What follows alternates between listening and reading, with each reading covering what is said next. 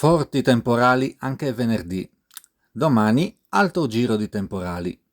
L'atmosfera rimarrà instabile e durante il pomeriggio sono previsti temporali forti sulle zone interne del Montacuto, Marghinego-Oceano, Gennargentu, Mandrolisai, Alta Marmilla, Campidano di Oristano, Sarcidano, Tregenta, Gerrei, Parteolla, Campidano di Cagliari e Capoterra. In queste ultime due zone i temporali molto probabilmente interesseranno maggiormente le aree vicino alle montagne, quindi più verso i monti di Serpedì e verso quelli di Capoterra.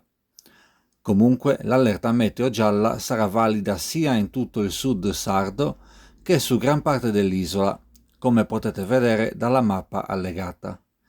L'energia sarà ancora tanta a disposizione per i temporali, quindi meglio stare pronti per nuovi probabili nubifragi.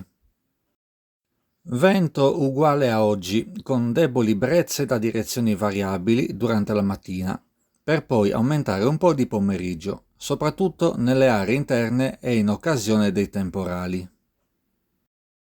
Minime previste attorno ai 20 gradi in montagna, sui 22 gradi nelle zone interne e fino a 25 gradi lungo le coste. Massime sui 30-34 gradi nella maggioranza dell'isola, con punte di 36-37 gradi nel medio Campidano e nella Tregenta. Anche per domani la Protezione Civile ha emesso un avviso per il pericolo di incendi con codice giallo per diverse zone dell'isola, indicate nella mappa nel video.